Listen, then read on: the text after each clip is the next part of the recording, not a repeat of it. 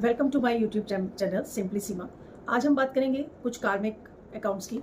तो क्या आपने कभी सोचा है कि आपकी ज़िंदगी में कुछ सिचुएशन बार बार क्यों आती है?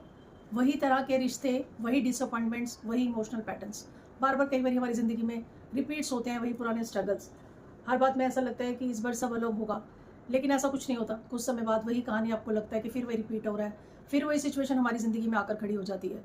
फिर लगता है कि मेरी ज़िंदगी में ये बार बार क्यों हो रहा है। और अगर ये सिर्फ को इंसिडेंस नहीं है, क्या हो अगर लाइफ आपको किसी चीज़ की पनिशमेंट नहीं दे रही, बल्कि कोई लेसन समझाने की कोशिश कर रही है, तो कई बार हमें इन चीज़ों के बारे में सोचना पड़ता है। स्पिरिचुअली पर्सपेक्टिव से हम इसे कार्मिक लेसन के रूप में समझ सकते हैं। और आज हम इसी बात पर चर्चा करेंगे, वो भी टैरो के थ्रू करेंगे। इसी सवाल को एक्सप्लोर करेंगे कि क्या टैरो कार्ड हमें बता सकते हैं कि हमारी सोल इस जर्नी में क्या सिखाने आई है। कई बार हमें बार बार इसी चीज़ों को लगता है कि क्या हम इस लाइफ में क्या करने आए हैं। और सबसे पहले हमें अपने कर्मा को समझना ज़रूरी होता है। कर्मा का मतलब सिर्फ पनिशमेंट या पास्ट लाइफ में कोई सज़ा नहीं है। कई बार हम डरते हैं कर्मा से कि पता नहीं क्या कर्म का हमें वो मिलेगा। इसे एक्शंस, इंटेंशंस, पैटर्न और उनके कॉन्शियसनेस के रूप में भी समझा जा सकता है। हम जिंदगी में कुछ पैटर्न्स बार बार क्रिएट करते हैं। कुछ लोगों को बार बार चूज़ करना और एक ही तरह की सिचुएशंस में कई बार हम फंस जाते हैं। अपनी बाउंड्रीज जो हमें बनानी होती है, वो बार बार हमें उन्हीं बाउंड्रीज को लेकर कई बार हमें कॉम्प्रोमाइज़ करना पड़ता है, या फिर हर बार वही इमोशनल रिएक्शन देने पड़ते हैं। तो हर चीज़ ऐसी लगती है कि बार बार लाइफ में रिपीट ही हो रही है। और कभी कभी लाइफ हमें ऐसी सिचुएशन में खड़ी लाके कर देती है कि वो चीज़ हमें दोबारा दिखाती है, ताकि हम इस बारी उस अलग नज़रिए से सोचें, उस अलग कॉन्शियसनेस के थ्रू हम उसके अलग नज़रिए से हैंडल करें। लेकिन हम फिर वही रिपीट हो जाते हैं। तो यही टैरो हमें इंटरेस्टिंग हो जाता है। टैरो को सिर्फ फ्यूचर प्रिडिक्शन करने वाली चीज़ मानने की बजाय हम इसे एक मिरर की तरह भी देख सकते हैं। क्योंकि जब कोई कार्ड आपकी रीडिंग में बार बार रिपीट हो रहा है, बार बार रीडिंग में दोबारा रिपीट हो जाता है, तो सिर्फ ये मत पूछिए कि मेरे साथ क्या होने वाला है। उससे एक डीपर सवाल पूछिए कि ये कार्ड मुझे क्या सिखाने आया है और क्या कोशिश कर रहा है, जो बार बार मैं इसी सिचुएशन में आके खड़ी होती हूँ और बार बार यही कार्ड जो है रिपीट हो रहा है। जैसे कि जस्टिस कार्ड हम ले लेते हैं। जस्टिस कार्ड है, ये अकॉर्डिंगली बैलेंस और कॉन्शियसनेस की एनर्जी दिखाता है। अगर ये कार्ड बार बार आ रहा है, तो शायद लाइफ आपसे पूछ रही है, क्या आप अपनी चॉइस की रिस्पॉन्सिबिलिटीज ले रहे हैं। ये कार्ड अगर बार बार रिपीट हो रहा है, तो क्या आप हर सिचुएशन के लिए किसी और को ब्लेम कर रहे हैं? क्या आपकी लाइफ में गिव एंड टेक का जो बैलेंस है वो बराबर है कि नहीं है?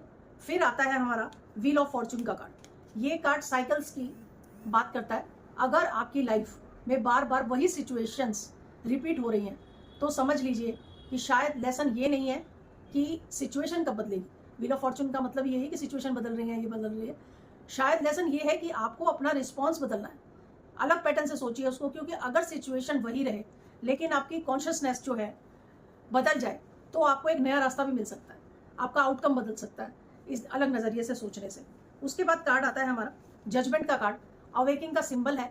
ये वो मोमेंट हो सकता है जब आपको अपने पुराने पैटर्न्स बदलने का टाइम आ गया है और कुछ पुराने पैटर्न्स आपको साफ साफ दिखाई देने लगते हैं और आपको अंदर ही अंदर रियलाइज़ करते हैं कि अब मैं पहले जैसा नहीं जी सकता। अवेयरनेस का कार्ड कह सकते हैं इसको हम।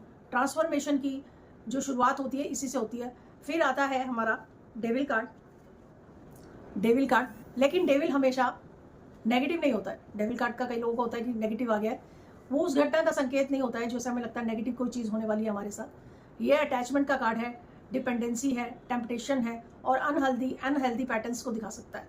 कभी कभी कार्मिक लेसन किसी इंसान को छोड़ना नहीं होता, बल्कि उस वर्जन को हमारे को एक अपने तरीके से छोड़ना पड़ता है। उसको अलग नज़रिए से सोचो, उसको अलग तरीके से छोड़िए, और उस अटैचमेंट में बना हुआ होता है। आप डेथ कार्ड को देखिए। टैरो में डेथ का कार्ड लिटरली डेथ से मतलब डेथ ही नहीं होता, यानी कि फिजिकल डेथ नहीं होता। ये ट्रांसफॉर्मेशन, एंडिंग और रीबर्थ का सिंबल है। कुछ चैप्टर इसलिए ख़त्म होते हैं क्योंकि उनका पर्पस पूरा हो जाता है, पूरा हो चुका होता है, लेकिन हम उसे पकड़े ही रहते हैं, उन्हीं सिचुएशन में बंधे रहते हैं अपनी ही सोच में, और पैटर्न छोड़ना ही नहीं चाहते, कंफर्ट जोन से निकलना ही नहीं चाहते, क्योंकि फैमिलियर पेन हमें अनफैमिलियर फ्रीडम से ज़्यादा कंफर्टेबल रखता है। और जब कोई साइकिल फाइनल कंप्लीट होने लगती है, तो वर्ल्ड कार्ड आता है। तो वर्ल्ड एक कंप्लीटिशन और क्लोजर की एनर्जी दिखाता है। इसका मतलब ये हो सकता है कि आपने एक पर्टिकुलर लेसन इंटीग्रेट कर लिया है। जैसे पहले आप किसी सिचुएशन में खुद को खो देते हैं, लेकिन अब वही सिचुएशन सामने फिर आ जाती है और आप अपनी बाउंड्रीज अपने बना के रखिए, मेंटेन करते हैं और लगता है कि पहले से हम निकल जाएंगे, लेकिन पहले अब हर चीज़ कंट्रोल करना चाहते थे, पर अब ऐसा लगता है कि सरेंडर करना सीख गए। पहले आप रिजेक्शन को अपनी वर्थ में जोड़ देते थे, लेकिन अब ऐसा लगता है, अब आपको समझ आने लगती है कि धीरे धीरे किसी को आपको चूज़ करना है, किसी को नहीं करना है, आपकी वैल्यू को कौन डिफाइन नहीं करता है। इस तरह से सोच और अलग सोच बन जाती है, और यही एक आपकी ग्रोथ का एक रास्ता बन जाता है। लेकिन यहाँ सबसे इम्पोर्टेंट सवाल आता है कि अगर कार्मिक लेसन है तो क्या हमारी ज़िंदगी पहले से फिक्स्ड है? क्या हमारे पास फ्री विल नहीं है? ऐसा सोचते हैं, मन में से विचार आते हैं। मेरे हिसाब से सही यही सबसे ब्यूटीफुल पार्ट है कि कार्मिक लेसन का मतलब जो होता है, डेस्टिनी की जेल नहीं होती है। लाइफ आपको सिचुएशन दे सकती है, लेकिन उन सिचुएशंस को आपका रिस्पॉन्स, उन सिचुएशन पर आपका रिस्पॉन्स, आपकी चॉइस हो सकती है, आपका डिसीजन हो सकता है, आपकी बाउंड्रीज हो सकती हैं। कोई आपको हर्ट कर सकता है, लेकिन उसके बाद बिटरनेस चुनना है या फिर एक्सपीरियंस से कुछ सीखना है, विजडम लेना आपकी चॉइस हो सकती है। हर चीज़ की बाउंड्रीज बना के रखना, हर चीज़ को पकड़े रखना, ये सब आपकी चॉइस है। कोई आपको रिजेक्ट कर सकता है, लेकिन उसके बाद आपको खुद को ऐसा मानना कि मैं वर्थलेस हूँ, इस टाइप से नेगेटिव एनर्जी अपने अंदर लेना, वो भी आपकी चॉइस है।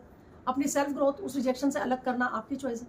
इसलिए टैरो आपको सिखाता है, पैटर्न दिखा सकता है टैरो कार्ड जो आपके होते हैं ना, लेकिन उस पैटर्न के साथ आपने क्या करना है ये आप डिसाइड करते हैं। फ्री विल है, आप सोच सकते हो कि आपको क्या करना।